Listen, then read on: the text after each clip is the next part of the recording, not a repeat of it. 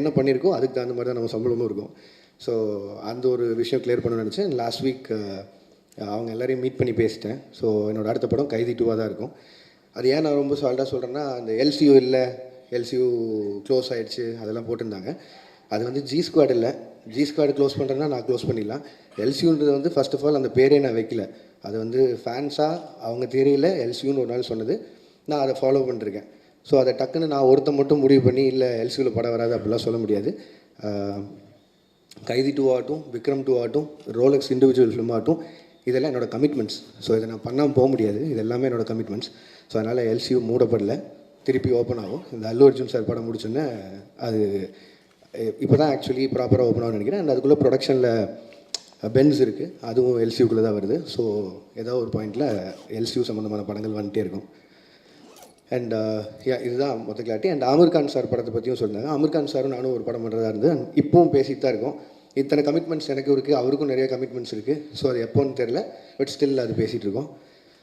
And அவ்வளோதான். இதுதான் நான் மேஜராக அட்ரஸ் பண்ணணும்னு நினச்சேன். ஏன்னா இதுக்கு நான் ஒரு பாயிண்டில் பதில் சொல்லி ஆகணுன்ட்டே இருந்தது. ஏன்னா ஒரு சைடு 2 சைடில் எல்லா பக்கமும் பேசிகிட்டே இருக்காங்க. ஸோ என்னோடய சைட்லேருந்து ஒரு கிளாரிட்டி கொடுத்துட்டு நான் அடுத்த படத்துக்கு மூவ் ஆகணுன்ட்டு இருந்தது. ஸோ அதனால தான் இந்த press meet. And thank you so much எல்லோரும் வந்ததுக்கு. உங்களுக்கு எதாவது கேள்விகள் இருந்ததுன்னா கேட்கலாம்.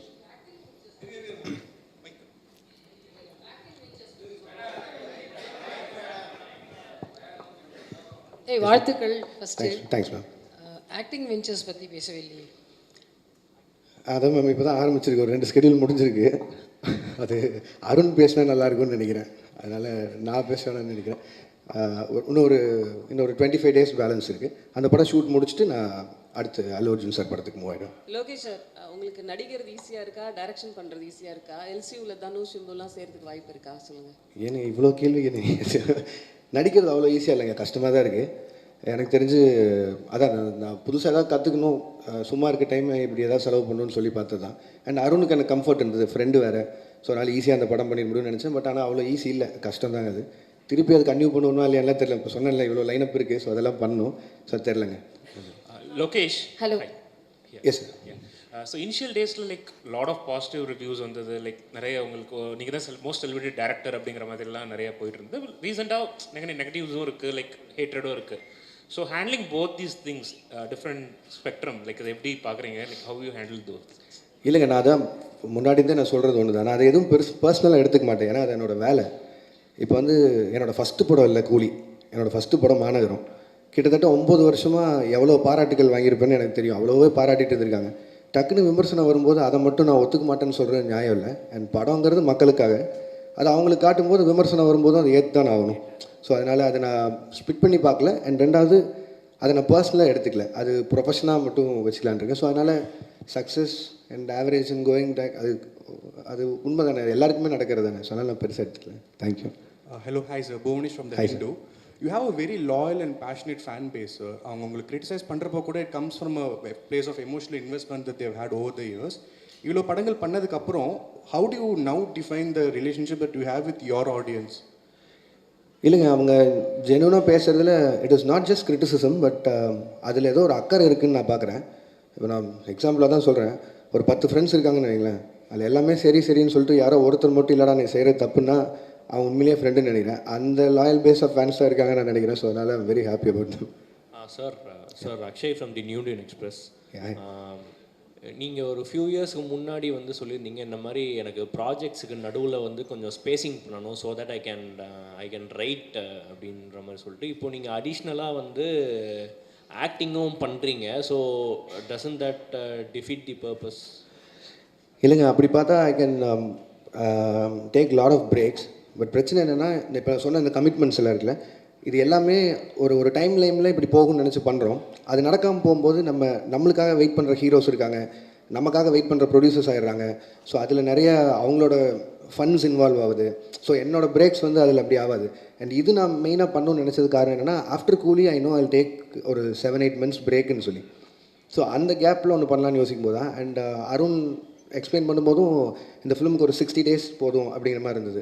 ஸோ அதனால் என்னால் ஈஸியாக பண்ணிட முடியும். எதிர் வேறு எங்கேயாவது ஒரு வெக்கேஷன் போகிறதுக்கு பதிலாக இதில் போனால் கொஞ்சம் அப்சர்வ் பண்ணலாம், கற்றுக்கலாங்கிற ஒரு பாயிண்ட் தான்.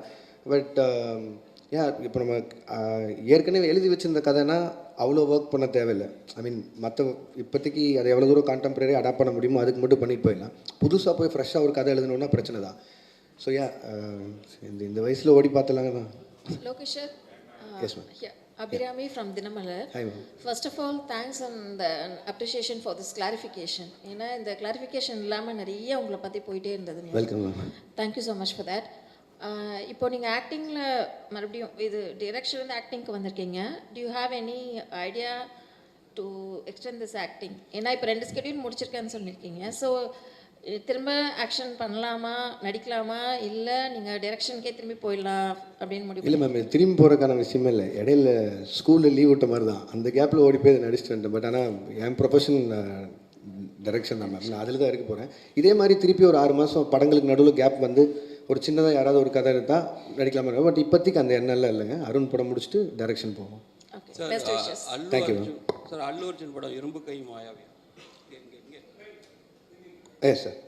இரும்பு கை மாயாவி அந்த கதை தான் அல்லு அர்ஜுன் பண்ணுறேன். இல்லை சார், அது வந்து இப்போ தான் அனௌன்ஸே பண்ணியிருக்காங்க சார் அந்த படத்தை பற்றி. ரெண்டாவது அவங்க ப்ரொடியூசர் சார்பாக அவங்க சைட்லேருந்து வர அனௌன்ஸ்மெண்ட் வர வரைக்கும் மட்டும் வைக்கலாம். இப்போதைக்கு ஒரு படம் பண்ணுறோம்.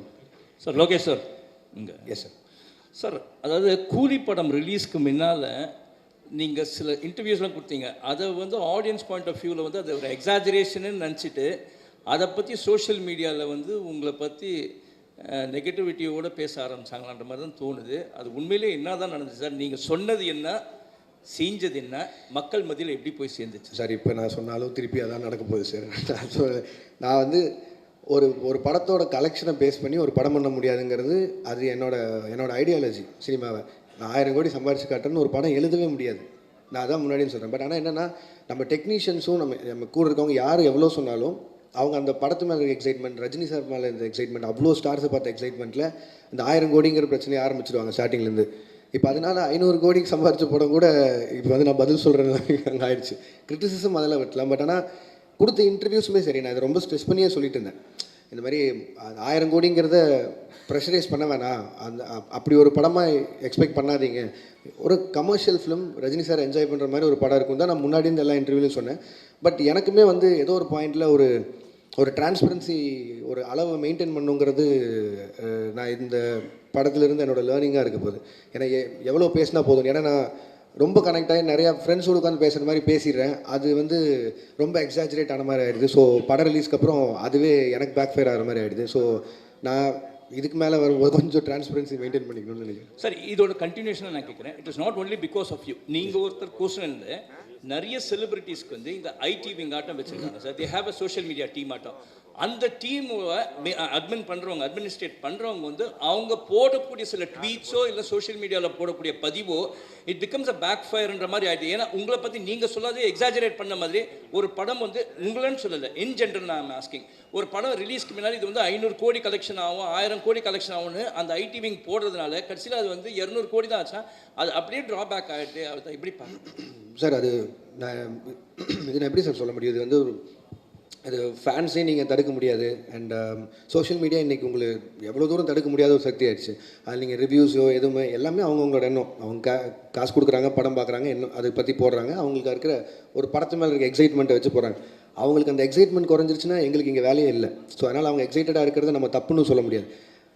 அட் த சேம் டைம் இது நீங்கள் சொன்ன மாதிரி இந்த ஐடி விங் வச்சு பேசி எனக்கு அதில் எப்படி நம்பிக்கை இல்லைன்னா இல்லை எனக்கு புரியுது சார், எனக்கு புரியுது சார். ஒரு படம் நல்லா இருந்ததுன்னா யாருமே தடுக்க முடியாதுன்னு நான் நினைக்கிறேன். நான் அதை ரொம்பவும்